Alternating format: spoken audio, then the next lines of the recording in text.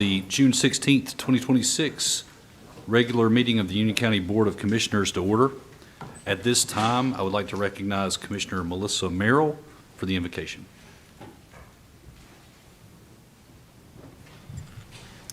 If you're so inclined.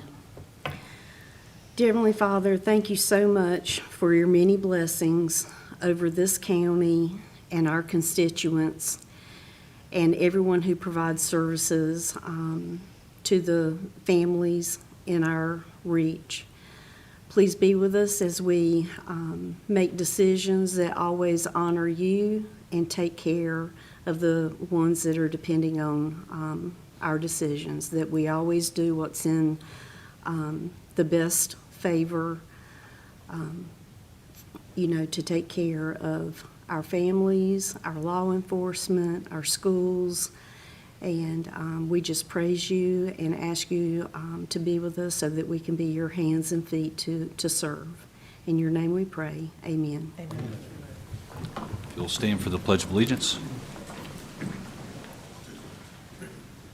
Pledge allegiance to the flag of the United States of America and to the republic for which it stands, one nation, under God, indivisible, with liberty and justice for all.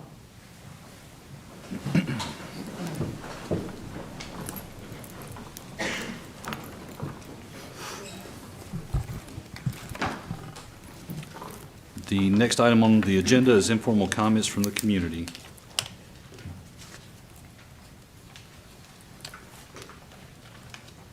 Each speaker must address the board from the lectern and begin their remarks by giving their name, stating whether they are residents of Union County, indicating the municipality in which they reside, if any. Each speaker will be given 3 minutes to make remarks. A tone may sound at the conclusion of your remarks. A speaker may not yield any of his or her time to another speaker. Speakers may not discuss matters which are subject of public hearings, and they must be courteous in their language and presentations. Restatements or repetitive comments by the same speaker, whether the same or separate meetings, may be ruled out of order and terminated by the chair. Personal attacks will not be tolerated. Speakers may leave written comments and/or supporting documents, if any, with the clerk to the board. We have 2 speakers signed up tonight. Our first speaker tonight is John Canellis. Did I get that right? Yes, sir. Please come forward.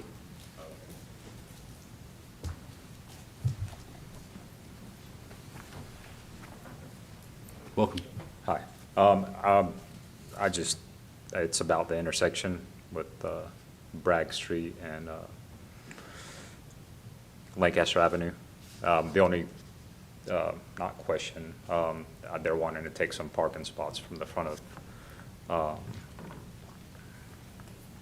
my parking lot, so my suggestion was if they're gonna add me any parking in the rear of my parking lot, so that's really the only question I have. So your comments are in regards to the Bragg Street. the item on with the agenda for the critical intersection Yes. plan? Mhm. Yeah, that's Okay. all. Okay, so it's not the policy of the board that we answer questions during informal comment. Oh, okay. But you're welcome to make remarks and let us know your Yeah, concerns. I think I signed up for that. I think that's what it was for. I wasn't sure, so Okay, that's all. all right, thanks, sir. Thanks. All right, our next speaker is Jackie Adams.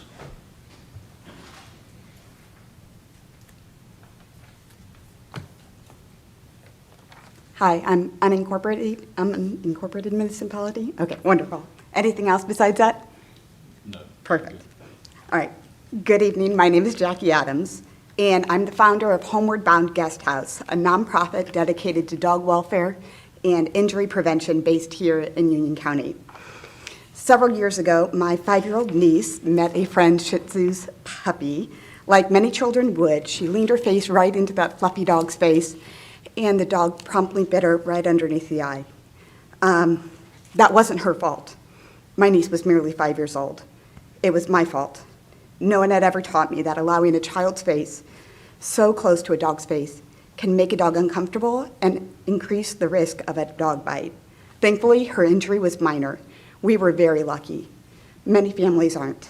According to the CDC, dog bites are one of the leading causes of non-fatal injuries that go to the emergency room every year. When a child is bitten, the costs extend far beyond the ER. Families face medical bills, missed work, follow-up care, emotional trauma, and in some cases, lifelong physical and psychological scars. Yet there is no widely adopted, evidence-based curriculum teaching children and families the simple behaviors that can prevent many dog bites before they happen.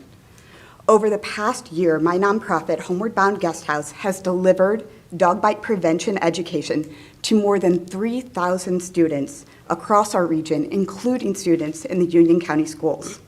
We're also working with nationally recognized experts in injury prevention and public health to evaluate our program and explore whether the model that we're building here could help families far beyond our community. Now, please don't misunderstand me. I love dogs. In fact, my 35th and 36th foster dogs, Bonnie and Clyde, are at home right now waiting for me. This work is not about teaching people to fear dogs. It's about helping children, families, and dogs better understand one another so we can safely thrive together. So tonight, I simply wanted to introduce myself, raise awareness about this issue, and let you know that this work is happening right here in Union County. Together, we have an opportunity to protect children, support our families, and strengthen the bond between people and our four-legged best friends. Thank you so much for your time. Thank you. So that concludes the speakers that have signed up to speak. Is there anyone in the audience that would care to make informal comments? Okay. Seeing none, then we will move to our next agenda item. The next three items on our agenda are public hearings. We've got two for rezonings and one for the conveyance of county-owned property.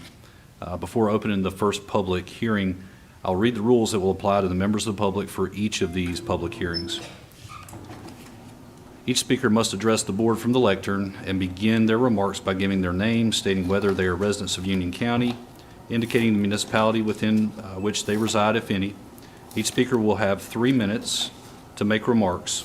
A tone may sound at the conclusion of your remarks. The speaker may not yield any of his or her time to another speaker. Speakers shall limit their remarks to the subject of the public hearing. Speakers may also leave written comments and/or supporting documents, if any, with the clerk to the board. The first public hearing on our agenda tonight is item 26-320.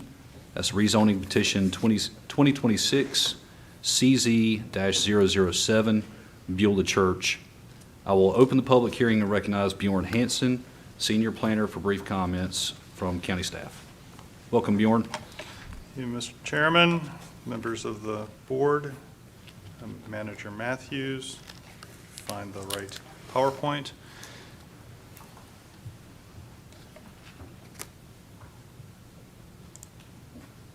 So this rezoning case, Beulah Church, is actually an amendment of a rezoning that had been approved by the Board of Commissioners approximately 6 years ago. It is located near Hemby Bridge, Weddington, and Indian Trail. The actual site plan that's shown here is not being modified as a result of this rezoning. This is at the intersection of Beulah Church and Waxahachie Trail. The Twin Lakes residential development is immediately to the north. This was approved, and one of the conditions was an hours of operation limitation associated with it. That was a condition that was approved as a part of the rezoning back in 2020. Since then, that has been a hindrance for the owner to be able to attract certain types of businesses, such as coffee shops or veterinary clinic, things of that nature. So the initial request was to change from 9 to 9 p.m. to 6:30 a.m. to 9:30 p.m. That would help with primarily the morning operations. At the May Land Use Board meeting, a nearby resident spoke and asked that 2 additional conditions be placed on this development, which the applicant agreed to. The second one, which is the privacy fence, which will be on the western edge of the property, be made of solid material. This will be to reduce noise. And then the last one was to schedule trash and recycling pickup between 9 a.m. and 5 p.m. because it could happen at 4 or 5 in the morning and affect their sleep. The applicant agreed to these conditions, which is something that has to be done. We can't impose conditions on the applicant, but they did agree, thought these were reasonable. So these have been added there in addition to what was initially requested from this rezoning. So the site is undeveloped. You can see to the north you have the stone wall associated with the Twin Lakes development. The site itself is a combination of cleared and forested. 2-lane roads in both directions, the roundabout immediately to the east of the site.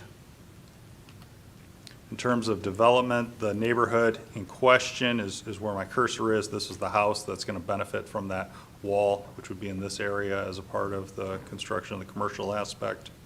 The nearby area is a combination of developed and single-family neighborhoods, some commercial, churches, and some undeveloped property.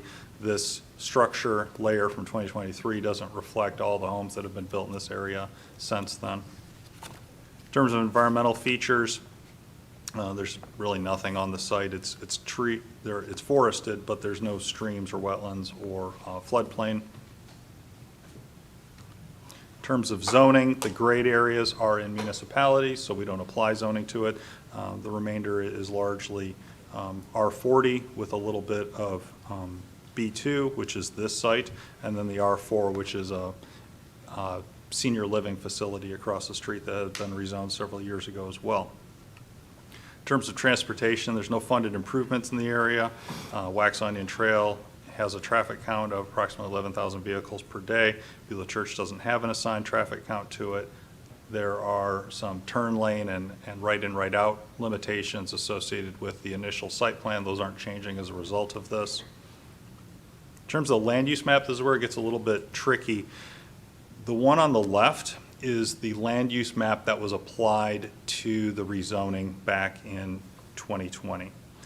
It showed a commercial node, which was actually added as a part of the land use map to the area at the time. Felt it had been an omission to not have it on this intersection because there already were some non-residential developments in that area. The one on the right is the one that's been adopted and maintained by the county for the past 5 years. It identified this whole area as a transition zone, meaning that the county wasn't going to support upzonings of properties in this area. The recommendation is that they get annexed into the adjacent municipality. This really was a compromise instead of ETJ, which a lot of municipalities have been asking for in this area. So the one on the map is the one we're applying. It was the one from 6 years ago. The one on the right would be if any new property came along and wanted to get rezoned. Now, in terms of schools and utilities, again, it's commercial, so the school system was not consulted. Water and sewer from Union County are available to the site. In terms of public feedback, a community meeting was held in April. 17 residents attended, a lot of questions about hours of operation, overall development. At that meeting, no changes were made. However, as noted earlier, at the planning board meeting in May, there were the 2 additional conditions. You should have a printout of the letter that was sent by that neighbor. She had a death in the family, wasn't able to attend. So I spoke with her and printed these out to share with you. And in terms of municipal feedback, we reached out to Boddington and Wesley Chapel, and no comments were received. So in terms of staff report recommendation, the negatives are that it could encourage additional commercial rezonings in the area, which would be inconsistent with the land use map. Additional commercial activity can increase traffic and congestion, which is a noted concern. However, the positives are that it's already been rezoned. This gives them additional flexibility, makes it more feasible to develop, obviously affects the tax base, makes it more convenient for people to live in the area. It can meet our development standards, and that the changes that are proposed are fairly minor, and any impacts have been accommodated in the conditions and the overall site plan. So we recommend approval, and the planning board at their May meeting also recommended approval, citing consistency with the land use map used at the time of the initial rezoning. So I'm happy to answer any questions that you may have. The applicant is also here in case you have questions for him. Thank you, Bjorn. Any questions for Bjorn? No. Okay, and Bjorn, thank you for calling attention to, I believe it's a comment that we got from a Ms. Guzzler. So for the record, we have seen her comments. So I want to acknowledge that because as I understand it, she's dealing with, I think, a death in her family. So condolences to hers, or to her and her family. Okay, so is the applicant here? Would the applicant like to make comments? Good evening, Mr. Chairman, board members. My name is Dean Harrell. I'm a lifelong member of lifelong resident of Union County and a native of Union County. My family's been here a long time, and I've lived here all my life. 2400 Beulah Church Road, Weddington is my address, and this piece of property is pretty much an out parcel of a larger piece that we owned in the area. This is a piece that was left over, and it's been many years ago it was approved, and then we mothballed it for some time because of inflation and then the cost. But now the rents are catching up to what the inflation was, and it's justifiable now. What we ran into, and we really don't understand, we've never put a time limit on any of our projects. But this got a limit on it from 9 a.m. to 9 p.m., and we didn't really catch it until our tenants started asking, well, we can't operate within those hours. For example, we've got like a donut shop, coffee shop that wants to open up to catch the pre-work crowd at 6:30. Well, they start waning off around 2 p.m., so they're more of a morning crowd. We also have a veterinarian who wants to go there to open up at 6:30 to catch that morning crowd, to drop their pets off for either operation or for a checkup or whatever, and then they close earlier in the afternoon. And then we have a deli that wants to be there from 11 a.m. to 9 p.m. So we've got a little range there, but right now 9 to 9 just seems to be that slot where nobody works for nobody. So we're asking for the modification from 9 a.m. to 9 p.m. to 6:30 a.m. to 9:30 p.m. So that gives a variance of, if someone wants the morning traffic, fine. If someone wants the evening traffic, to have the restaurant open to like 9 or 9:30 is what we're going for. So I'll be happy to answer any questions you may have. Thank you, Mr. Harrell. Any questions for Mr. Harrell? Okay, thank you. Thank you.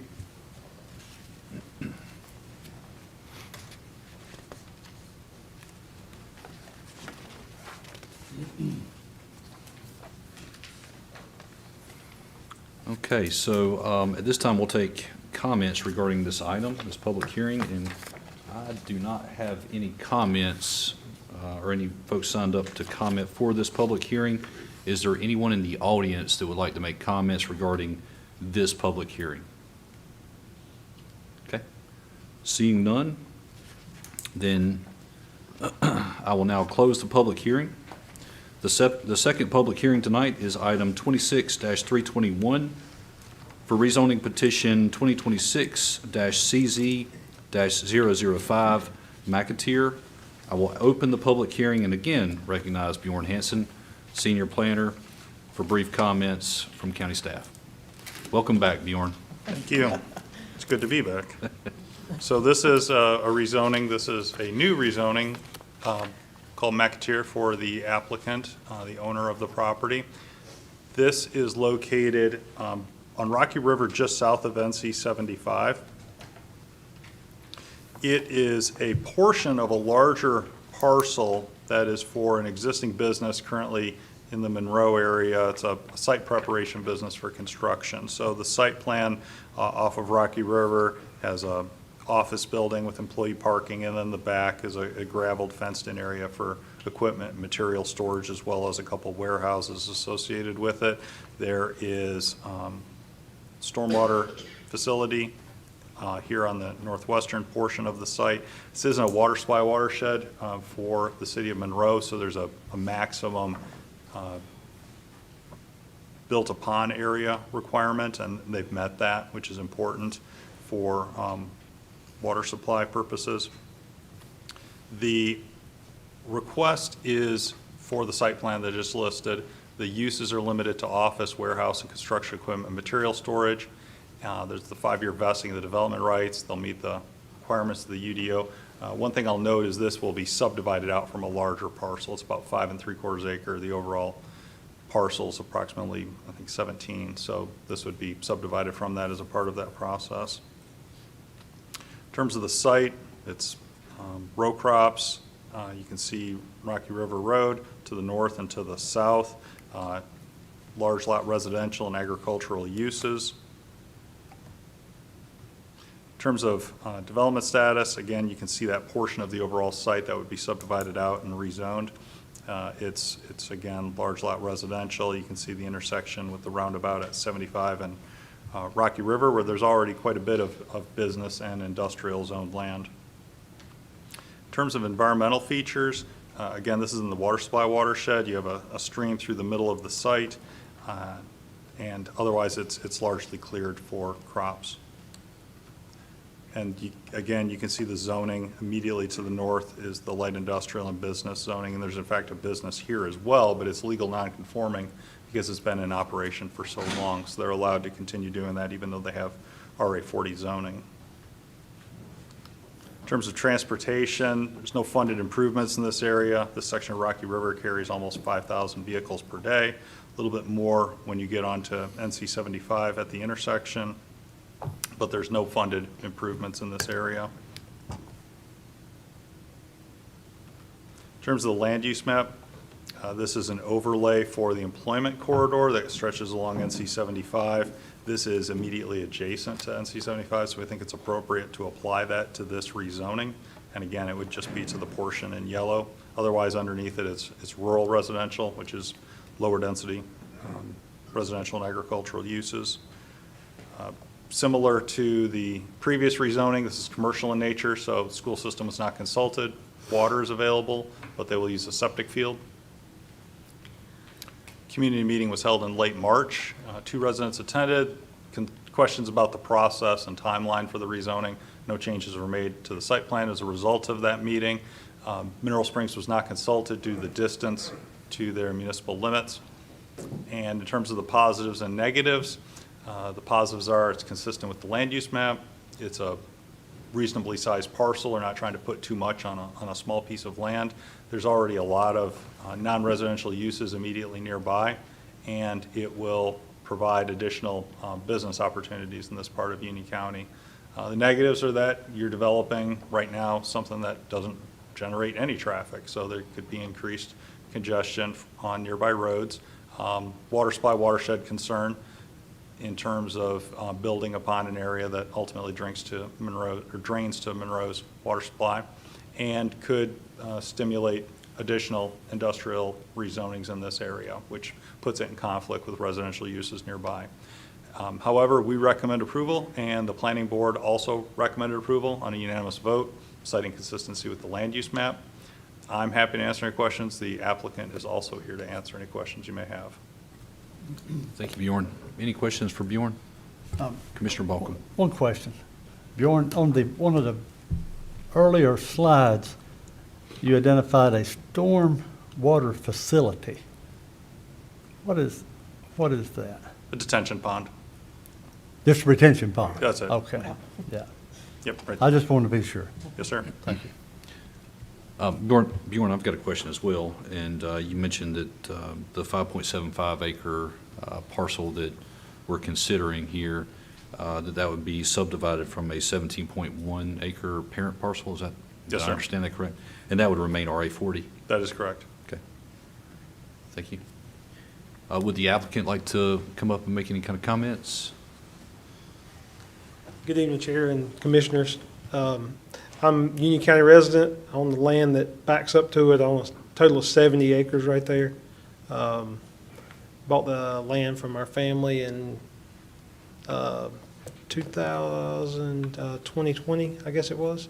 And it's been our family since the early 1900s. So just trying to make the use of it for our business. We've been in business in Union County for 23 years.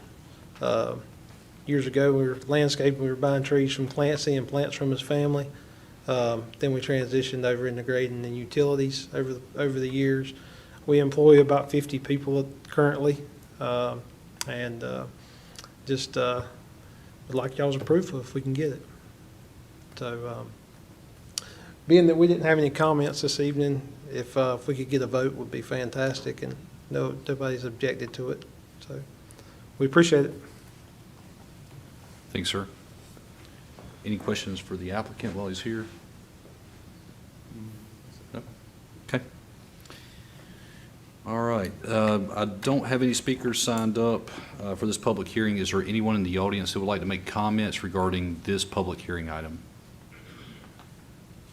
Okay. Seeing none, then I will close the public hearing.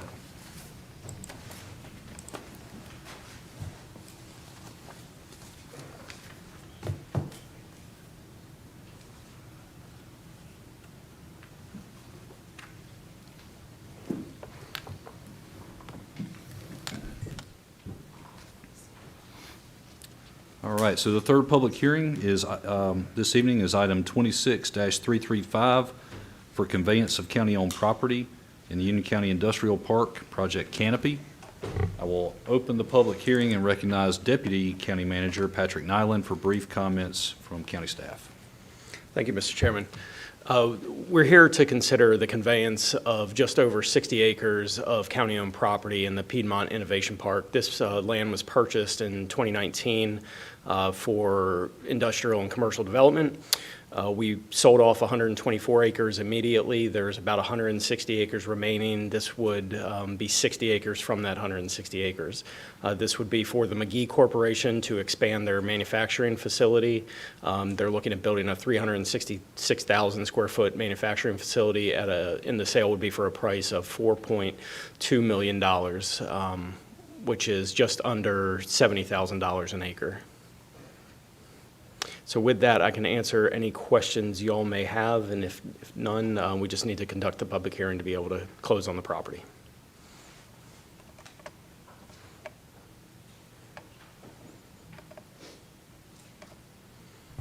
All right. Thank you, Patrick. Any questions for Patrick regarding this item? Nope. Okay. So no questions for Patrick. Is there anyone in the audience that would like to make comment? I do not have anybody signed up for public comment on this item. All right, seeing none, then I will now close the public hearing. The next item on our agenda is item 26-337, Proclamation for America 250 Month. I will now recognize Liz Cooper, Public Communications Director for this item. Welcome, Liz. Thank you. Good evening, Chairman and Commissioners. What you have before you is a proclamation designating July 2026 as America 250 Month in Union County in recognition of the 250th anniversary of the signing of the Declaration of Independence. I encourage residents to visit our America 250 webpage, which has information on events throughout the community this summer and beyond, programs, historical stories, resources, and that's available at unioncountync.gov/America250. And I also want to highlight our America 250 Student Art Contest. We recently extended the deadline for submissions to this Thursday, June 18th, and so we are collecting those, and all of the contest details are on our website that's linked also on the homepage. So thank you for your consideration of this proclamation and your support of America 250 initiatives throughout the county. Thank you, Liz. Thank you. Any questions for Liz regarding any of that? All right. So I'll make a motion that we adopt the proclamation. So I'll make the motion that we adopt the proclamation recognized in July 2026 as America 250 Month in Union County. Any discussion on that motion? All right. All those in favor of the motion, say aye. Aye. No opposed. Thank you, Liz. The next item on our agenda is item 26-339, Service Award Recognition. I will now recognize Jennifer Davis, Assistant Director of Human Resources, for this item. Good evening, Chairman and Commissioners. On Wednesday, May 27th, we hosted our Q2 Service Award ceremony to celebrate 27 employees who had met an anniversary milestone.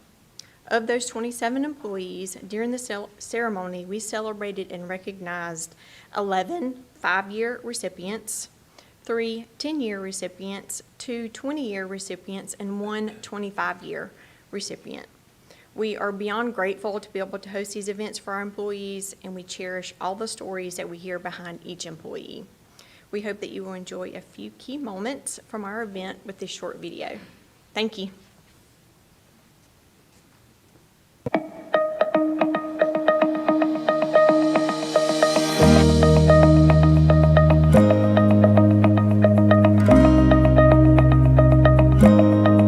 I welcome you to our Q2 Service Award. Today we are celebrating employees who are celebrating milestones for April, May, June. So welcome to all of you. We will be celebrating 16 employees today. We'll be celebrating 5 years, 10 years, a 20-year, and then a 25-year. So congrats to all. It's wonderful to work alongside her, and I think the rest of the team would echo that too. I want to say thank you for your service. We look forward to many more. Thank you. Maria, you are truly a wonderful person to work with, and we are so lucky to have you on our team. Congratulations. Working alongside Jennifer has been a joy, and I look forward to many more years with her. Congratulations on 5 years with Union County. But most of all, we appreciate your service to Union County, your service to all of these folks who serve Union County, and thank you very much for 5 years of service. What I love most about the work here is it's meaningful. Seeing what you're doing actually, unfold and making a change in the community is very rewarding and probably the best part of my position. Haley has just finished her leadership training here in Union County just this last week and graduated from that, and has aspirations to grow her career for a long time here in Union County, and we very much welcome that. You've been a wonderful addition to our team. Everybody values you, myself included. Thank you for 5 years of service. Whitney is my rock. I rely on her tremendously, and I'm incredibly fortunate to have her on my team, and this county is very fortunate to have her work here. Your legacy is quite literally mapped out in everything we do. That being said, thank you for 25 incredible years. I'm the GIS supervisor now. My title has changed a few times with the tax administrator's office. I like to have the time to really delve into something and figure out how did we get here and where could we go from here. You know, Garrett, really all I want to say is, man, it's been great working with you these 10 years. I appreciate your loyalty, the leadership you provided for your team, your dedication, hard work. I look forward to doing some more time with you, my friend. Thank you so much. And she has led her team greatly, and they look up to her and they go to her for guidance, and I'm super proud of her, and I wish her many more years of service, and I thank her for being here. Congratulations.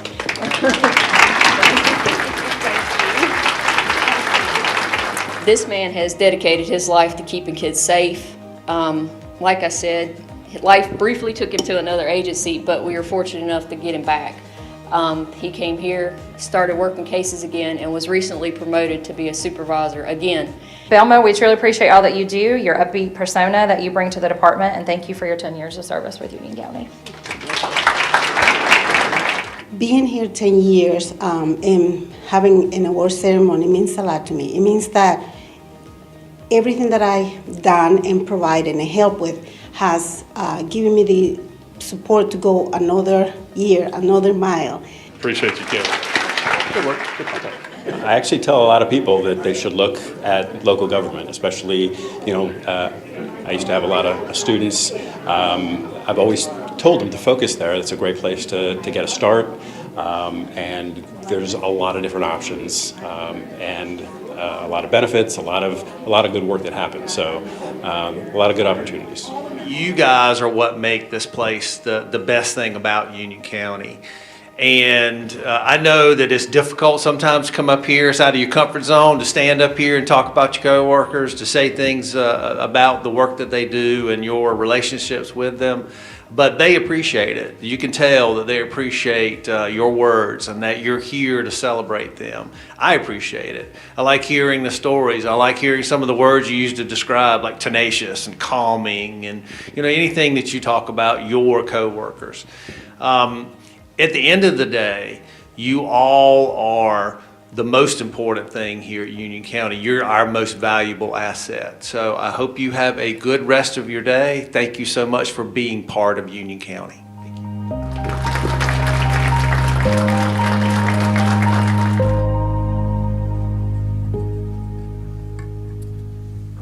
Thank you, Jennifer, for that. These videos are always great to watch because it gives so much insight about the culture here at Union County. And this one especially so because we had obviously appearance there from Mr. K. So a man of many talents. Yeah, a couple of times. That's right. All right. Thank you so much for that. The next item on our agenda is item 26-361, Union County Sheriff's Office update. I will now recognize Sheriff Kathy, apparently. That well, I wasn't expecting you, Sheriff. I was expecting Chief Underwood. I show up anywhere.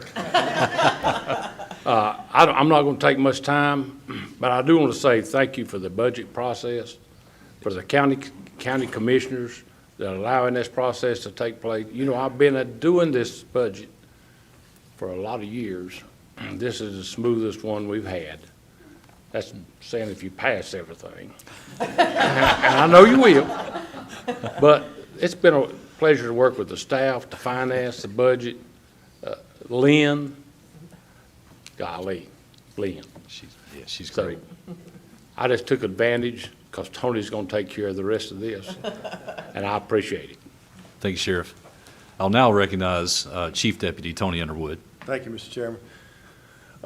So really, this item is on the agenda as an operational update for the board, but specifically I wanted to address some of the informal comments you have heard going back to March 16th. I think collectively there have been three separate individuals who have come forward and spoken about the Sheriff's Office usage of flock cameras, those license plate readers that we do have out in the community.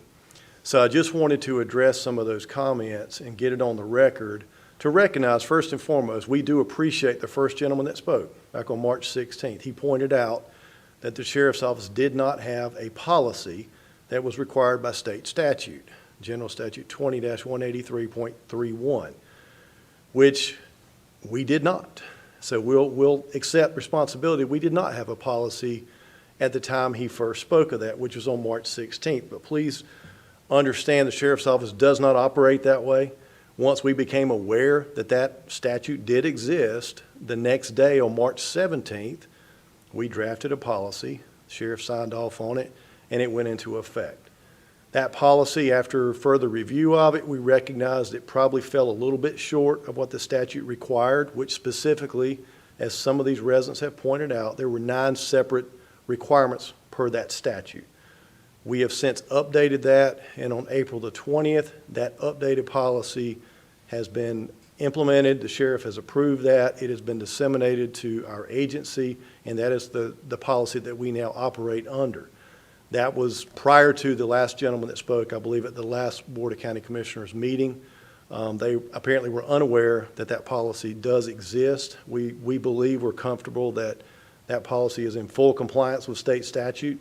So I just wanted to get that on the record so that you're, as the sheriff said, hopefully there's some funding in the budget tonight to fully implement the remainder of year 2 of the flock safety contract. That's a program that we are very blessed to have. And it is a game changer in law enforcement.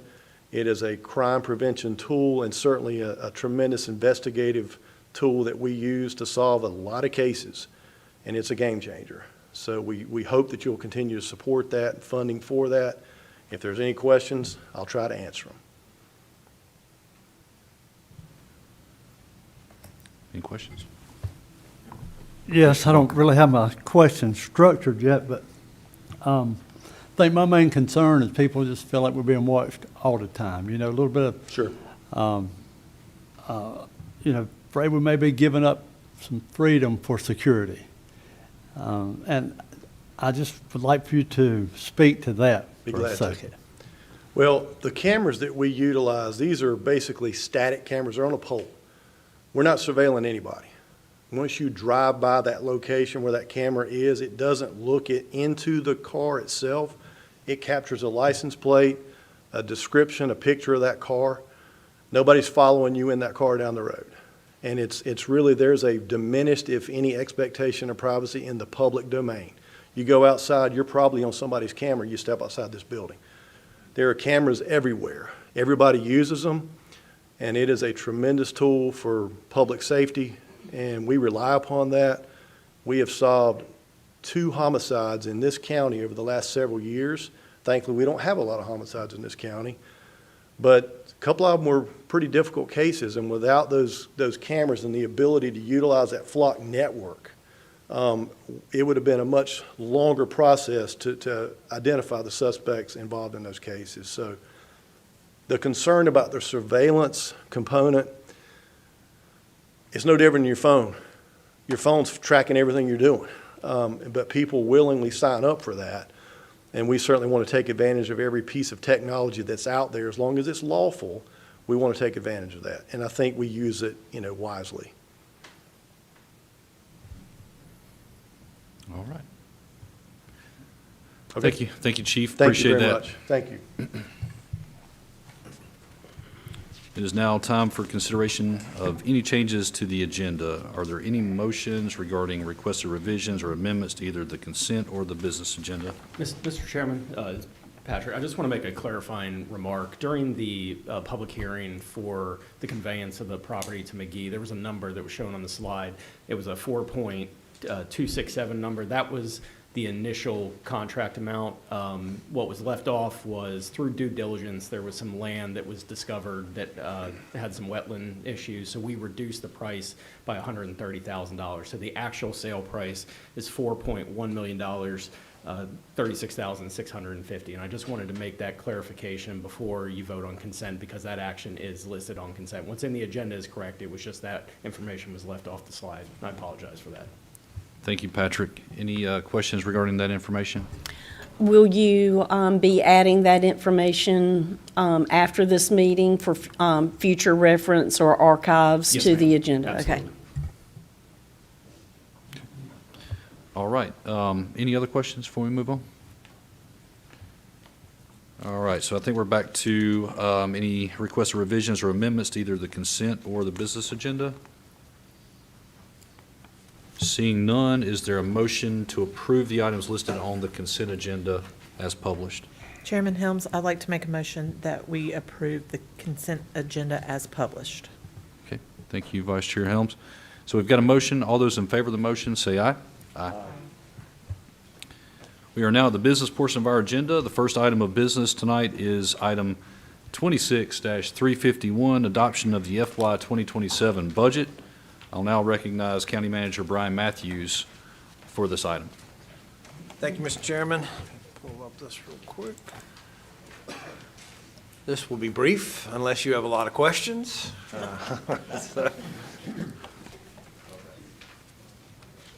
So just to recap, at the previous June meeting, we had the public hearing for the recommended budget for FY 2027. I'll just go over just a small snippet of that. The total for funds for FY 2027, and that's all funds, is $664,310,307.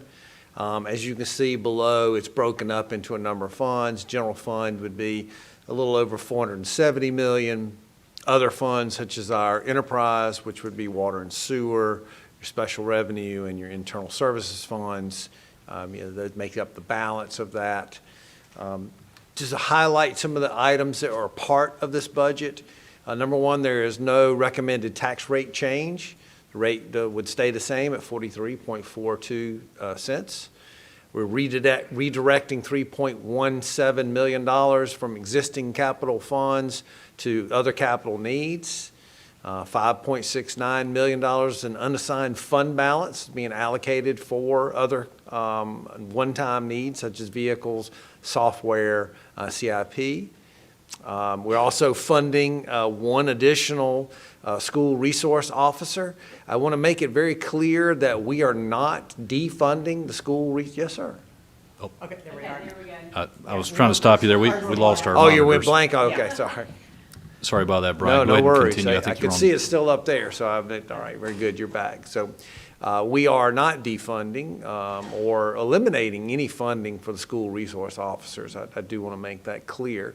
We are shifting some of that funding into the tax rate for education, but the balance of that is still covered under the tax, under the general fund for the county. And we're also adding this additional position, which will round out and finish the SRO program for all schools in Union County. We are doing an education and military incentive program for our sheriff's office. We think that'll make them certainly more competitive. We're putting $800,000 for our EMS partners. We're spending we're putting aside $556,000 for land acquisition for economic development. This board has been very supportive of our economic development activities, and this just provides additional funding for hopefully the purchase of additional land. We're also going to be in the third year of our annual rate increases for water and sewer. They're broken into different rates, so 7.25% for water customers, 6% for sewer customers. Then $5.6 million increase in operating funds for Union County Public Schools. $3.8 million will be set aside in contingency funds for stipends for teachers and teachers' assistants. That is contingent upon an interlocal agreement with UCPS. We're also fully funding their capital request at $20.9 million. And we're providing $4.8 million in operating funds for South Piedmont Community College. Obviously, there's a lot more stuff in the budget than this, but these are the highlights of the items that make up that total budget. I'll be happy to answer any questions that you might have. Thank you, Brian. Any questions for the county manager? I have Vice Chair a Helms. request. Manager Matthews, going forward, if you could go ahead and alert UCPS, from now on, we would like a line item budget from them, not only for staff, but for the board, but for the public as well. I was approached multiple times during the budget process asking why they weren't giving or publishing a line item budget. So I would like to go ahead and let them know now so they can budget appropriately. If they do not have the correct software, to somehow get the correct software and go ahead, because we are expecting that going forward. Absolutely. I will take care of that. Thank you. Yeah, and I agree with the vice chair. I've got some comments that I want to make on the budget, and I want to circle back to something that she just said there. So first of all, I want to say, thank you to you and your staff for all the effort that you guys put into this budget. We've talked about the budget now for a couple of meetings, but in all honesty, this is our operating document. This is what we live by, the county government lives by, and it affects so many different portions of the county, whether that's the sheriff's office, whether that's schools, DHHS, and everything else is kind of tied in with this. So it is so very important that we get this right, and you and your staff do a great job. Thank you. Since you've been our county manager, and even going back to when you're serving as our interim, this has been one of your strengths personally, and also the strengths of your staff, and so we certainly appreciate it. I won't go over everything because Lord knows we had 3 hours of discussion on, I think it was the 3rd, about certain aspects of the budget. What I will say is that we've kind of split up this tax rate numerous times, and we've talked about the percentages that go to educational partners, and that is a staggering percentage. We're looking at 71 to our education partners as a whole, 71% of the tax rate. 60 if you just whittle out UCPS and then SPCC, then I think you're looking at about 67. The point that I'm trying to make is that all of that means is that we operate our county budget here, and we fund the services here from the county, whether that's the sheriff's office or whether that's the HHS or fire, EMS, all these other aspects of county is essentially operated off of 12.75 cents of the tax rate. And I think that that's important. I think it's important that we discuss, where the tax rate goes. Because, we've had so many people ask us, including other elected officials that serve on other boards, that, hey, where's our tax dollars going? We have a very tight budget. And again, that's a credit to the fiscal responsibility of our staff and also this board. And in fact, you always put a budget theme in your budgets, and I appreciated yours this year, but it does center around fiscal responsibility. I want to quickly bring up the bifurcated budget because I think that that's important for people to understand, and we've talked about that a couple of times too. And the bifurcation has been around now for a few years, so I think we first adopted that in mine and Commissioner Merrill's first budget, which was 2023, when Commissioner Stony Rushing was living. And that bifurcated budget model was something that was heavily supported at that point in time with our educational partners. So our Board of Education supported that. And to your credit, you've explained this, but I want to go over this again one more time for the public so that we make sure that everybody's on the same page. But this model exists because it gives greater transparency for the tax dollars, the public's tax dollars. And it shows you, where these tax dollars go. But there's other benefits to the bifurcated budget as well.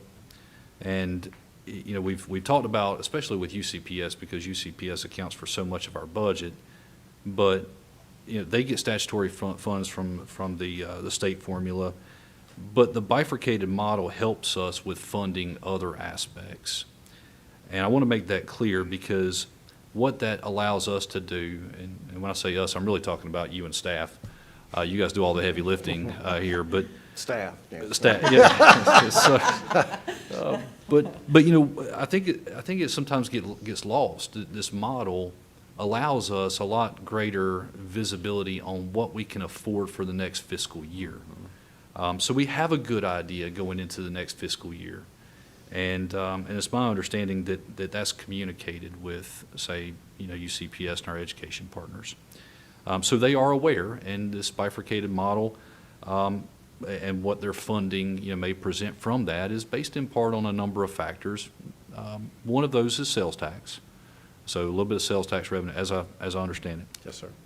And I just want to make sure that people understand that we're not pulling numbers all willy-nilly saying, hey, this is what we're going to give to the schools, or this is what we're going to, give to this department. There's a method, that we utilize. And I would say that our staff utilizes that very well for planning purposes. So, I want people to understand that we approach this process with the partners that we fund with some of that knowledge ahead of time. And this model also encourages that partnership. We've talked about that partnership a few times, where we win together and we lose together. We're in this thing together with our partners like UCPS. Other key takeaways that I've got on this is, we talked about investment in public safety. So, you've hit this a few times that about the 4 new detention officers, the 1 new SRO. That's been a big focus, of this board, is trying to make sure that we have a 1-to-1 ratio of SROs in our school or in our schools. Economic development, that's something that we've talked about time and time again, is the importance of economic development, especially given the fact that Union County is 90% residential and 10% everything else. That's not a sustainable trajectory. That is not where we need to be. Because when you're 90% residential, and I know I've said this probably a million times, what that means is 90% of your tax base comes from your residents. We need to diversify that tax base, and that investment in economic development is critical to our county and the future of our county.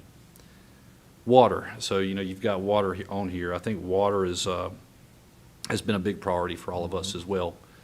Not necessarily sewer, but water. And I think that goes back to the environments that we grew up in. Many of us are from that Piedmont area, and we know the struggles of water in that area. And water's always going to be a challenge for our county because we don't have, one of these big reservoirs within our borders. And, with all the residential development that we've seen, it's going to continue to be a struggle. Residential development mainly approved by municipal growth, but it makes it even harder, for us. And so we have to have capital investment, not just to provide people with basic needs, but for safety concerns, for things like fire, for example. And if I hope the public recalls, we've had numerous conversations about, kind of the dangerous area that we were heading towards if we didn't have capital improvements in our water system. Yes, sir. Again, shout out to Megan about the vision, mission, and values. That was probably one of my favorite parts because it shows the alignment between staff and our board. And I want to kind of finish up with just a quick note on UCPS, maybe a question. Have we heard anything back from UCPS staff indicating whether or not the Board of Education may consider the interlocal agreement offer? At this time, I've not received any communication on that. Okay. Well, if we do, please let us know. Yes, sir. The interlocal agreement, is obviously something that we discussed at length the other night, and we're talking about $3.8 million, so just under $4 million. And I want to be clear because there's been a lot of, I think, chatter about the intention behind this interlocal agreement. So the interlocal agreement is really a result of what we went through last year. And during our joint meeting, I was kind of disappointed by some of the comments that we heard in our joint meeting. Some of us were called a dictatorship on this board, and the question of trust came up a few times. And I want to make something clear about trust. Trust is something that is hard to earn and easy to lose. And so with this interlocal agreement, our board feels as though this is probably the best way to start building back that trust, one step at a time. And it's also a good way to make sure that we are all, at least legally, on the same page about the intention of these funds, because these funds are local dollars meant for local teachers and TAs. And I think something else came up during our joint meeting that was questioned about the frequency, or if interlocal agreements between, say, a Board of Commissioners and then the Board of Education is a rarity. And it's my understanding that that is not a rarity, that it's actually a very common practice throughout the state of North Carolina. Yeah, just not uncommon, yes, sir. So I wanted to bring that out. But, the terms to the interlocal agreement, I think, are very important too. And, these were mentioned at our joint meeting, but just to go back over these quickly, that these funds are to be specifically used for supplement increases for teachers and TAs. And I think there's been at least some confusion out there in the public about what we mean about teachers. And I think that we kind of covered that last year when we went through this whole thing then, because I believe that it was Commissioner Merrill and Commissioner Helms here that were bringing to light that, hey, we're talking about classroom teachers, folks that are in front of the children or the students, and then ones that administer grades. And I'm not trying to put words in your mouth, or I'm trying to paraphrase. And take attendance. Thank you. Yep. So I wanted to clarify that because I think there's been some confusion about what our intention is. And obviously the TAs, it's my understanding that they have not received anything last year in the way of any kind of supplement or bonus. And I think that's important. I think it's important that our board recognizes those TAs. I've got two children that are, my wife is probably at home watching this, and it's going to pain her to say, I've got one child that's rising into middle school, and I've got one in elementary school. And I can tell you from firsthand experience, being a UCPS parent, that those TAs are critically important to our schools. But with all that, the intention is that this interlocal agreement, these funds would be directed towards a supplement increase for those positions only, and not all certified staff. And the reason for that is listen, we understand that our certified staff is important, but when you have, trying years, you have to prioritize, you have to make priorities with your budget. And as we understand it as a board, this has been a huge priority of UCPS to try to attract and retain good educators. Good classroom teachers, yes, ma'am. The second term, and this, again, can be negotiated, assuming that we get some partnership from UCPS, but that these funds would be dispensed immediately or within a time frame that's agreed upon by our two boards, because we do understand that TAs may be under a slightly different, pay scale. Sure. And so there might have to be some things that are created for them. And then the third was that these funds are local dollars intended for local teachers and TAs, but they will not be used for unfunded state mandates for, say, raises or, state required bonuses. That these are meant to be in addition to those that we're accounting for with local dollars. And that they should also not be used for redirects. I appreciate what you said about the SROs, because again, that's something that we've heard a lot of confusion about. The SROs will be funded. And I think that goes back, I think you did a great job in all of our budget discussion in talking about how that goes back to transparency. Because right now, the SRO funding is coming from the county budget. Yes. But this is it's a school function. And so, if we didn't have schools, we wouldn't have SROs. Correct. And so when we start looking at budgeting for next year and the year after, then it helps us have greater transparency about where these dollars are actually coming from and where they're going to. So going back to Vice Chair Helms's suggestion about a line item budget, I want to say this, that, I've been a little disappointed with what information we did receive from UCPS. We had requested some information, including a line item budget, and if I recall, I think that the communication that you and I had was I wanted a line item budget down to the toilet paper expense. And I know it sounds kind of funny, but I really wasn't being funny, because I think that when you're given big buckets, okay, and that's what our board has been presented with. We've been presented, I've seen data from 4 pages to 7 or 8 pages, but any way you slice it, we've been given less than 10 pages of data from what I've seen personally.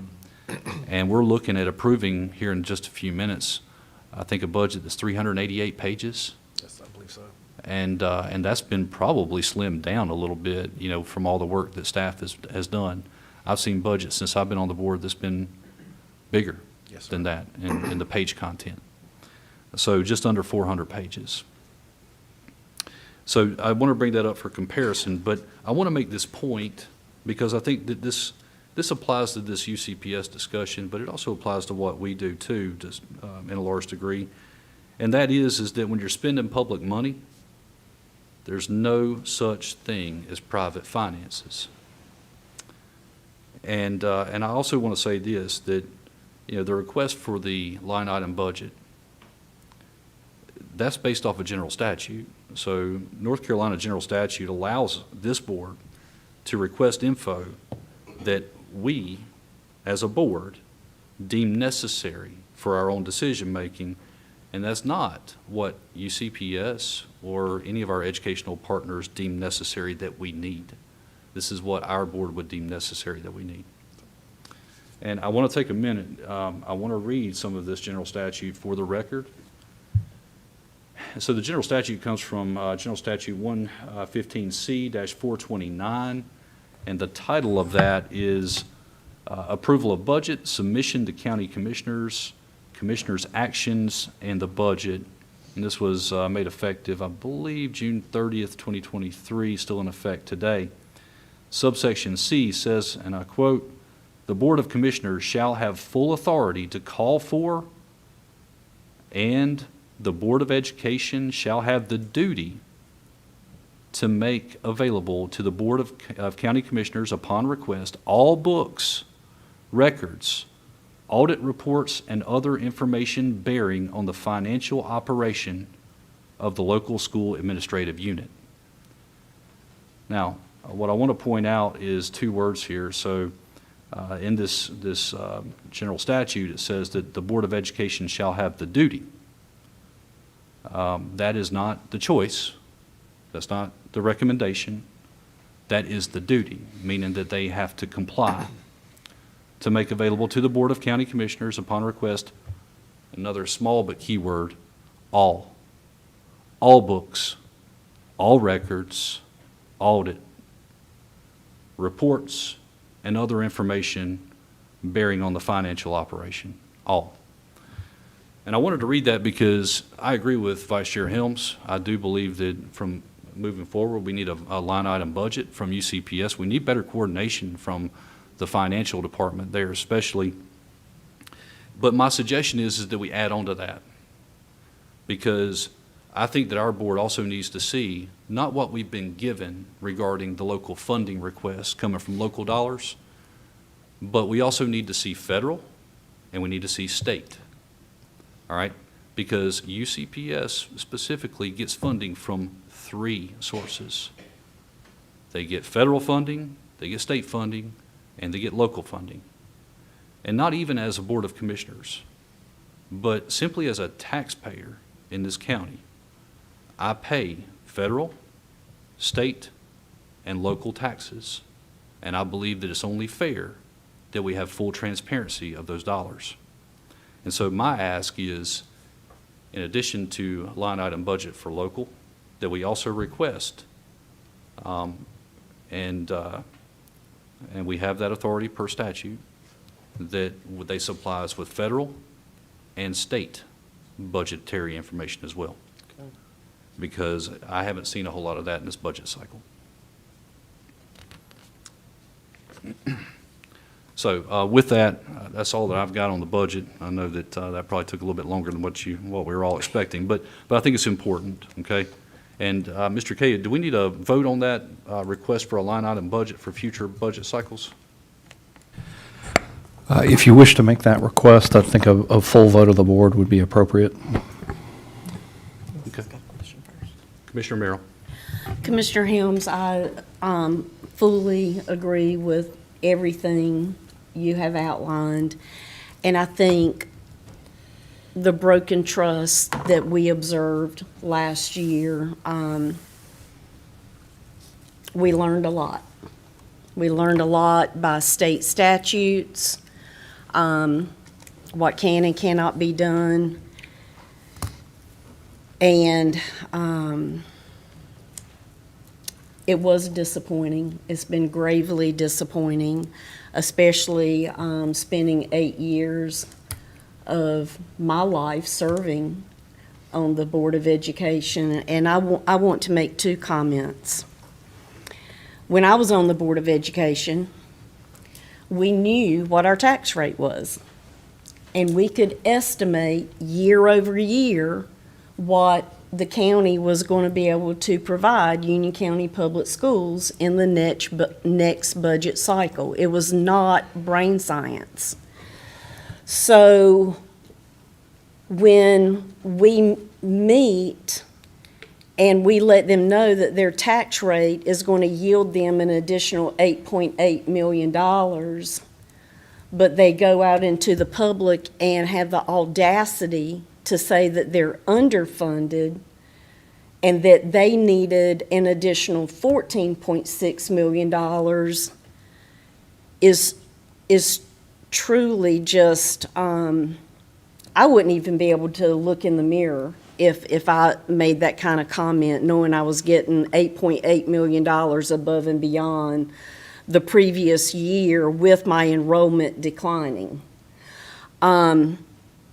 But I think the chair and the vice chair and the board, 4+ years ago, it was very easy to estimate how much more we were going to be able to work with and to work with the superintendent to know how we could do redirects and then work within the guardrails of how much more we knew we were getting. So I think it's very disingenuous for any board member to say that their budget was underfunded when they have consistently gotten more and more and more year over year, and enrollment has been going down, down, down. So, and knowing that the superintendent communicating to the county manager that in order to get the 14.6, they would have to increase their tax rate 1 penny, and it was communicated back to us, they did not want to do that.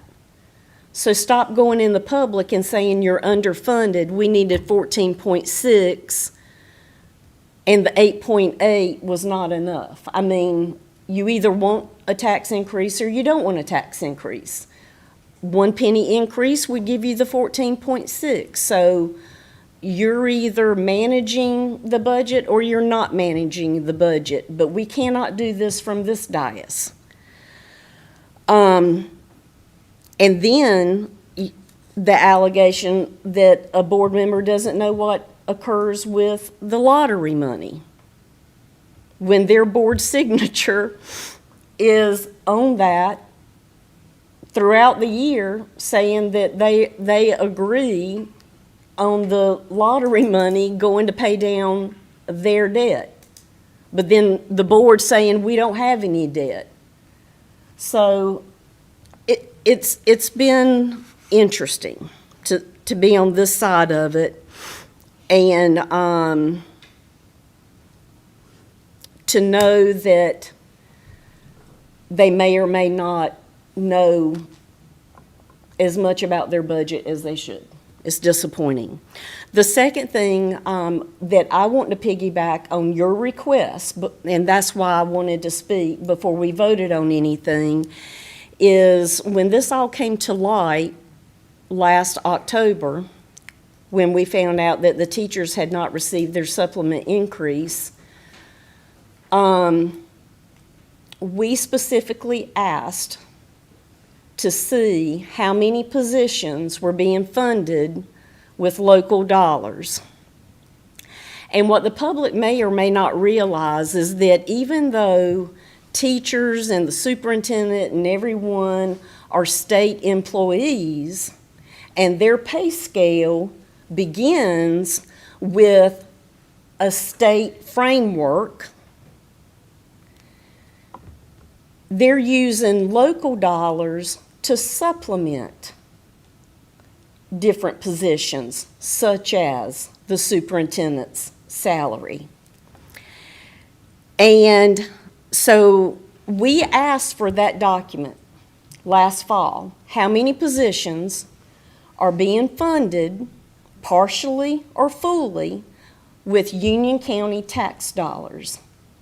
Because we knew that they had created positions within the framework of being a state entity, and most of their funding does come from the state, and then it's local, and then it's federal, in that order.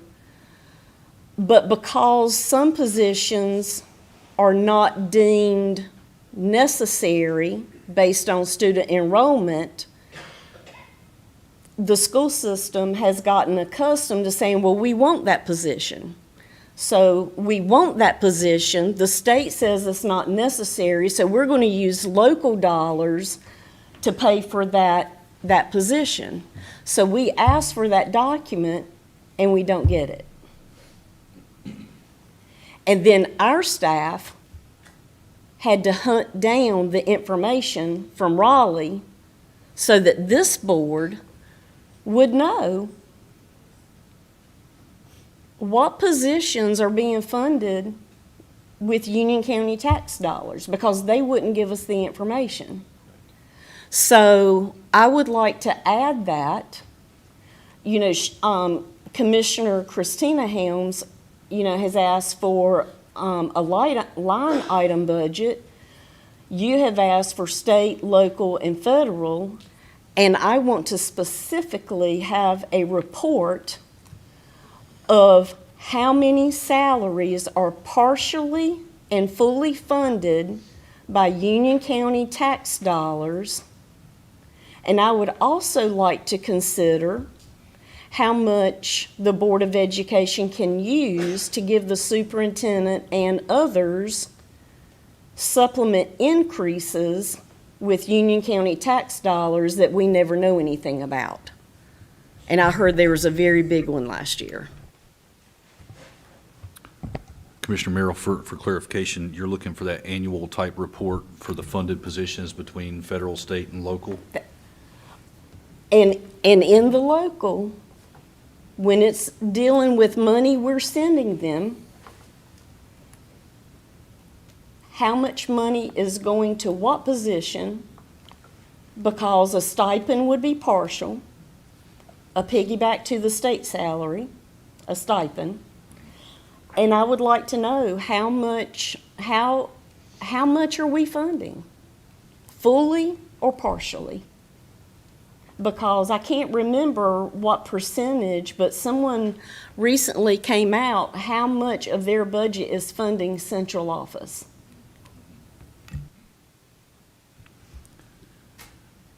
All right, any other discussion on that? I've kind of lost my place here. I will make a motion in just a second, but I do have a comment after the vote. Yes, Okay, ma'am. so- Vice Chair Helms. All right, so, and Mr. Cade, please let me know if I need to make any corrections or additions or subtractions, okay? So I'm going to make a motion that staff go ahead and approach UCPS and request a line item budget from UCPS that includes federal, state, local dollars, and also includes any portion of employees that are funded fully or partially from local tax dollars.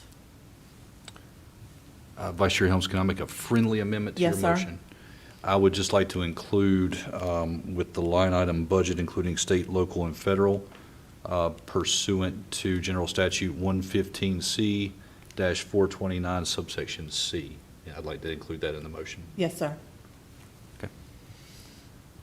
Mr. Kay, does that satisfy our requirement here? Yes. Commissioner Merrill, does that capture your concerns? I'm not convinced that it does, because on the local, we need to know year over year what they have used local tax dollars for to fund salaries and stipends. So maybe, do you think this covers it? And that we would get that update with each budget request? My interpretation of the meaning of the motion is to ask for that for this budget year as the motion stands now. It sounds like Commissioner Merrill is asking for some additional information, perhaps going backwards, perhaps going forwards a certain number of years, but you want to look at the trend line in terms of how that funding is used for positions. For this year or budget cycle period? Well, I would like this year and then budget cycle going forward and continuously. Okay. I agree with that. Do it, can I? Does that satisfy When you your say this concern? year, do you mean the FY 2027 Is that budget? what you need? Yes. That's Okay. what Commissioner Yes. Merrill We're is- still in FY 2026, so I just want to make Yes, sir. sure that we're FY Well, 2027. that money was sent over last year, so I just wanted to make sure I understood it. I'm good, I'm good. I'm good. Okay. Commissioner, I'm sorry, Vice Chair Helms, do you have anything else that you want to say on that? Well, let's take the vote, and then I'd like to make another comment as well. Okay, sure. All right, so Board, we've got a motion. All those in favor of the motion say aye. Aye. Any opposed? Nope. Okay.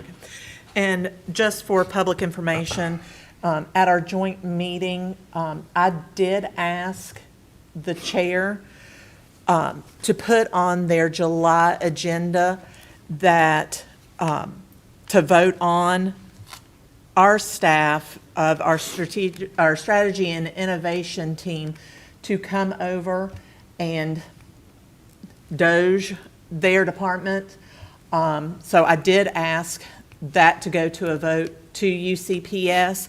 And just for information, this is going to be a little bit different than an audit that they are required to perform. Their audit it's number to number. So if the federal government says, $10,000 has to be spent on X, they go in and say, yes, $10,000 was spent on X. This goes back and makes sure that there's not duplicate spending on something, just any wasteful or funds that can be redirected into another area. All right, so I guess we can circle back to the budget then. Any questions for our county manager regarding the budget, the FY 2027 budget? I guess I do want to ask this particular question. So, because last year we had our joint meeting, and then staff worked, staff to staff worked together, and then, we learned some things in the fall and some conversations that were made that the 8.8 wasn't, in staff to staff conversations, that the 8.8 was not going to be enough, that they really wanted the 14.6. So I want to know for this budget, has there been any staff-to-staff conversation that what we have told them their tax rate would give them this year, have they been agreeable to that and they understand the framework of their own budget, or are they still saying that it's not enough this year? And has there been another conversation, that they would have to increase their tax rate to get what they want, or are they working within their tax rate? Certainly. So yes, it was communicated to them what the penny value would yield and what we anticipated that would bring in for education as a whole and UCPS. We also communicated what the minimum amount would be necessary based on that state formula as well. What we were told, and this is, going back to, I'm not going to try and justify the school's request. What we were told is that the unfunded state mandated decisions and items from the possible state budget, which hasn't really been adopted yet, were going to be more than what they could absorb within those funding amounts, and therefore they would need more dollars. That's what was communicated to us. Now, again, we did not talk about additional tax rate at the time. We just talked about what we had and what we were anticipating would go towards education, and that was the extent of our conversation. Did UCPS staff indicate that because they needed more dollars for unfunded state mandates, are they working with the state to get more state dollars to cover unfunded state mandates? Or are they solely relying on Union County to give them more money to cover unfunded state mandates? My understanding is that they were having communications with their legislators about ways to, to offset those needs. They also did indicate that they were going to look for internal ways, so redirects, whatever their language is that they use for how they might make up some of those funds. But they were also very clear that they felt like they would not have enough to make it all up. There would have to be some additional local dollars to potentially make that up. And that's my understanding of what they believed at the time. Did they indicate that they would use their $7 or $8 million in fund balance to help fund their unfunded state mandates with their fund balance that they squirreled away? My recollection is, and this was not communicated to us directly, but I believe in some of their committee meetings, they may have brought up that you could use fund balance, but obviously that would bring them down significantly with what they would like to have or feel comfortable with having in their fund balance. They didn't really communicate that to us, but I do believe they did say that to their committee members. So I would just end with this note, that the state has cut their budget because their enrollment has declined. So the state has given themselves in their formula the ability to give less when enrollment comes down. But they've also created a formula where local county government has to give more year over year, even if enrollment declines. And I just don't know if Union County tax dollars, especially given the state mandated revow that we all just went through last year, I don't know that we can fund all the unfunded state mandates. At some point, if the state is not going to fund public education, then I don't know what straw it's going to take to break the camel's back, but we're giving more. We're giving lots more that doesn't even include SROs in all the schools and behavioral health and everything else that we fund that's not in their budget. Was it about 8 million, 9 million? 9 million. Now, 2.7 has been moved, so it'll be about 6 million. But it was just shy of 9 million. So I think at some point, especially given so many positions are being funded with local dollars, these state mandates, they need to work with the state to get that. Because we're funding a lot more than our share right now. And so I'll just leave you with that, Mr. Chair. Thank you, Commissioner Merrill. And, I would just say, too, that, again, state formula has to be revisited. I mean, that's a big priority. Well, yeah, absolutely, it is. Commissioner Balkin. Yes, sir. Thank you, Chairman, Mr. Chairman. I just want to make this point, and any of my board members correct me if I'm wrong, but Union County is already number 6 out of 115 districts in the state in general donations. Isn't that correct? Not donations, but in General K-12, funding. in K-12 funding. Yeah. For public education, which would, also include our charter schools. Right. And, we've had some discussion about the interlocal agreement, and there was a little bit of pushback with that. I think the interlocal agreement actually sets up guardrails. And, some are saying this is jeopardizing our friendship as board members. I think it actually protects the friendships because we enter this agreement knowing where the money's going.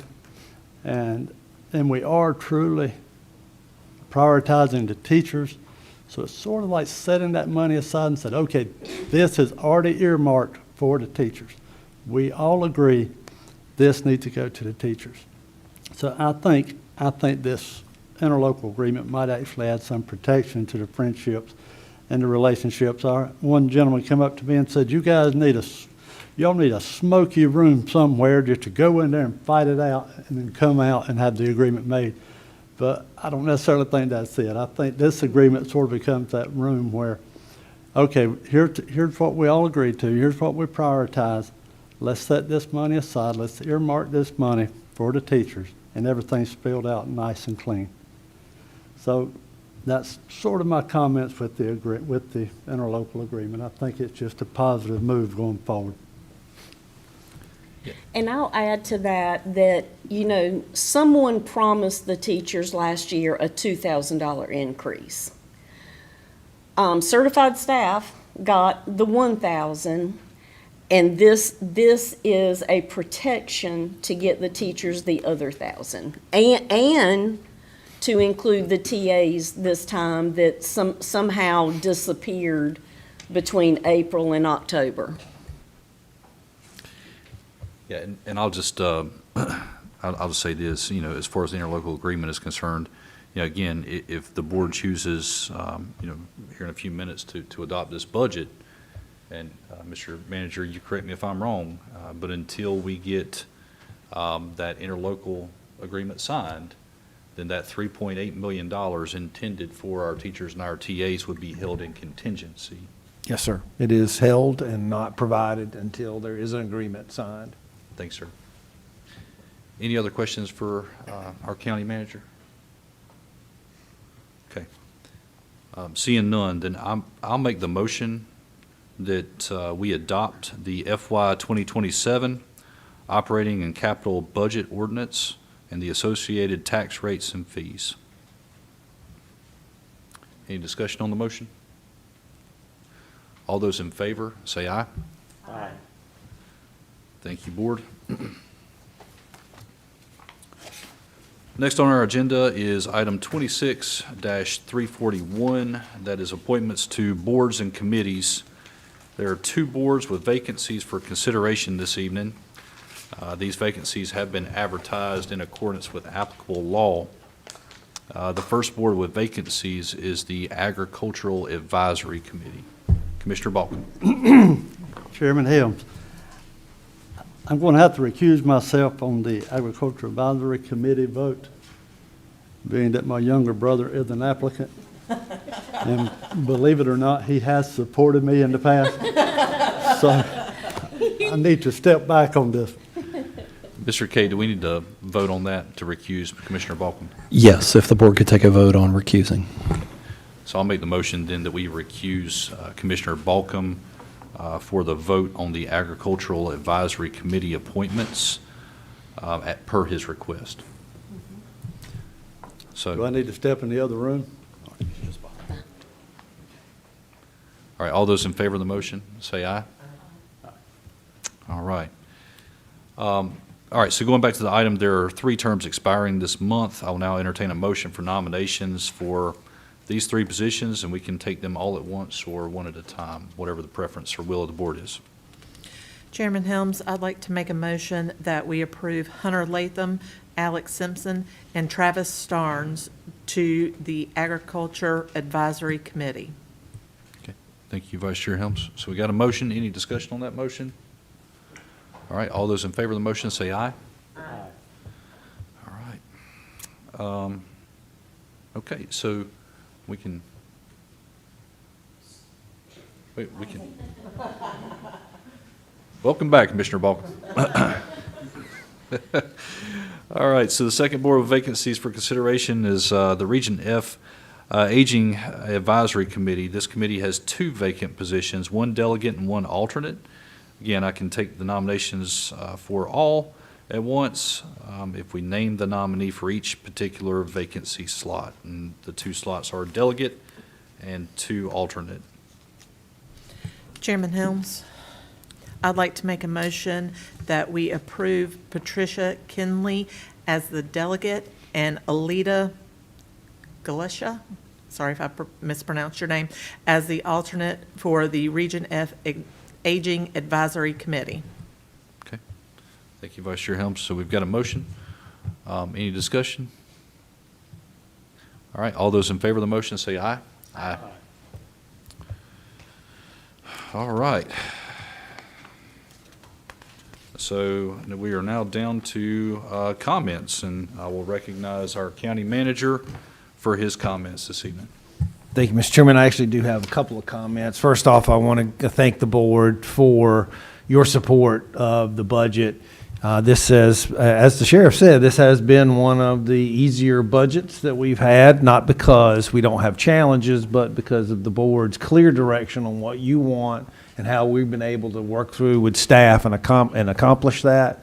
I want to thank all the staff members for all of their hard work. There was a lot of work that went into this. And thankfully, we were able to find ways to fund things that were necessary.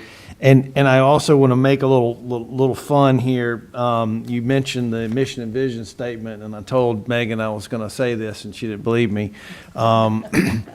You know, I'm not that kind of person where I think that way. So I told Megan that I thought our mission and vision statement should be just do good stuff. And she said, we need a little bit more teeth than that. And so I listened to her, and we came up with something which I think really does resonate with the board's goals and priorities. So I just want to say thank you very much. Y'all have a good night. Thank you, sir. I appreciate that. And, I mean, I would agree. I mean, doing good stuff is good too. But I do appreciate that we have it spelled out in our budget. And just for the record, the vision, mission, and values were integrity, transparency, service, and teamwork. So again, thank you for that. All right, so next item is commissioner comments, and I'll start with Commissioner Wedra. Thank you, Mr. Chairman. I want to thank the department heads and the staff for being good stewards of the taxpayers' money. And Manager Matthews, thank you for that huge budget binder. It was surprisingly easily digestible, actually. So thank you. Even I could understand it. Yeah. Just one other thing. This morning I had an opportunity to attend a ribbon cutting for the new Waxhaw Learning Center. And it's a really wonderful addition to the community, and I encourage residents to visit and use it. And a special thank you to the Waxhaw Board of Commissioners for funding it, and to the staff, and to Parks and Rec Director Dina Sabinski for making it happen. And that's all I have. Thank you, sir. We'll start down on the far end there. Commissioner Balkum. Thank you, Chairman Helms. Just want to thank the staff and my fellow board members for all the time and work they put into making everything happen in Union County, making Union County continue to be a great place to live. And truly, that's all I have. Just wish everyone a good evening. Thank you, Commissioner Balkum. Commissioner Merrill. I want to reiterate how much we appreciate our staff, our budget team, our county manager, and all leadership. You make this so much easier for us to be able to digest that elephant of a budget. And what an amazing job all of you have done, and I can't thank you enough for working so well with your team and this board. So I think it's a great budget. I look forward to, moving towards FY27 and putting to use the important things that you have listed and worked with our board. So thank you very much. We're coming up on July 4th, and I was in Washington, D.C. last week on business, and everywhere you go, it's everyone's getting very excited about our 250th birthday. And I just want to thank Liz and your team for doing such an amazing job with outlining really great activities. When I saw the art competition, it just warmed my heart. So we've worked together on art competitions in the past. So I'm really excited about seeing the artwork that gets submitted from Union County. And I hope if you're not already on getting the weekly newsletter so that you can see all of these events and the times, dates, locations, and for that and for other things, I just want to encourage citizens to please sign up and make sure that you are aware of all of these celebrations. And I want to encourage everyone to be safe over July 4th, be safe on the road, be safe on the water, be safe in the sun. So just want to wish everyone a wonderful, happy July 4th, and we look forward to seeing everyone when they get back. Thank you, Commissioner Merrill. Vice Chair Helms. Well, I'm going to echo everyone else. Our staff does such an amazing job. And Megan, thank you for being so eloquent. We appreciate that. Our staff does work incredibly hard. They take time to field all of our calls, and I know there's quite a few of them. No matter how trivial it seems, they are always willing to explain things when we have questions. So we are deeply appreciative of that, and we'd like to thank all the speakers tonight that came out. Continue to pray for rain for this county because we are still in a drought. And as a farmer's wife, it is very hard right now to pray for rain when you're trying to get crops in from the field. Please pray for rain on this field, but not that one. So they say there's no pleasing farmers sometimes, and that is really a true statement. But we still are in need of rain. Sunday is Father's Day, so happy Father's Day to all the daddies out there. After losing mine, it's especially meaningful. So if you still have your daddy, love him and hug him and tell him how much you love him. Also, happy 4th of July because we won't be back until after the holiday. And something that I've noticed on social media since the country is experiencing a lot of visitors for the soccer tournaments going on, how great this country is. Now, we have some hiccups. Some things that aren't the greatest in the whole wide world.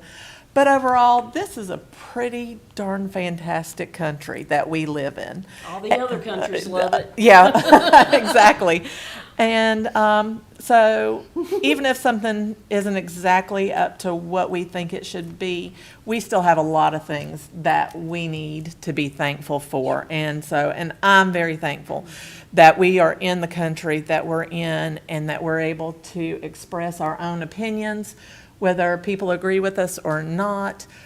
It is one of the things that makes this country so outstanding. So happy 4th to everyone. Please be safe. And I also need to give credit to Liz on social media. There was fireworks safety. 4th of July is also a time of a lot of adult beverages being consumed. So please be smart when you're working with fireworks and you've had a few adult beverages. So with that, that's all I have. Thank you, Vice Chair Helms. I'll again extend my thanks to staff. Appreciate all the work that you guys have done on the budget. Again, continues to be a very good strength of our staff, and that's important. It's vitally important to county operations. Want to say thank you to Sheriff Kathy and Chief Underwood who are here with us this evening. I appreciate them coming and giving us a little bit of an update. And for all of our staff, thank you for what you guys do, for being here. For those that came and spoke tonight, thank you for your attendance here with us. It certainly means a lot. And I was going to make some comments too. I mean, obviously, 4th of July is upon us. I prefer Independence Day myself. I like to call it Independence Day because, that's what it is. And we're coming up on our 250th anniversary of the signing of the Declaration of Independence, and we've got an opportunity this year, I think, to probably more so than what I've had in my lifetime, considering the fact that I'm only 25. But I think we've got an opportunity to really, reflect on the courage and the conviction that's made that signing possible. And if you look through the Declaration, you're going to see the famous, words that we can probably all recite by heart, and you're going to see where it says, we hold these truths to be self-evident that all men are created equal, and those are very powerful words that no doubt have inspired, many of us and generations. But I think that far fewer folks really recognize the final sentence of the Declaration of Independence. And that's where the signers stated, and for the support of this declaration with a firm reliance on the protection of divine providence, we mutually pledge to each other our lives, our fortunes, and our sacred honor. And, that statement, has resonated with me here, especially lately as we approach the 4th, because those were not empty words. The 56 men who signed the Declaration of Independence knew that they were committing an act of treason against the most powerful empire on earth at that time. And many of them, they lost their wealth, they lost their homes, some of them were imprisoned, their families suffered hardship, and some paid the ultimate sacrifice, the ultimate price. And they understood that freedom is never free and that liberty requires great sacrifice. And I would just say that, as we celebrate Independence Day, the 250th anniversary, with our family and with our friends, and as we attend these events that are happening, all over our county, our state, our nation, as we watch fireworks, as we hold our families close, I think we should honor by example, or honor their example, by recommitting ourselves to the principles which our nation was founded, and that's faith, freedom, personal responsibility, and even self-government. The Declaration was not merely a statement of independence, it was a pledge of commitment. 250 years later, the question is whether we are willing to renew that commitment to preserve, protect, and strengthen our great nation for future generations. So again, I would encourage you all to reflect on that. It's certainly a big day for us come July 4th, 2026, as Americans. So that's all I've got. Again, I want to thank all of our staff for your efforts. We did some good stuff tonight. A lot of the stuff that was on consent wasn't really talked about. We approved a couple of items there. One of them was for New Salem Fire Department, and sort of assisting them with getting their new fire station up off the ground, at least with some documentation that they needed. So again, kudos to staff. Thank you to my colleagues on the board. That concludes my comments, and that also concludes our regular meeting. And with that, I'll make a motion to adjourn. All those in favor of the motion, say aye. Aye. All right. Thank you all.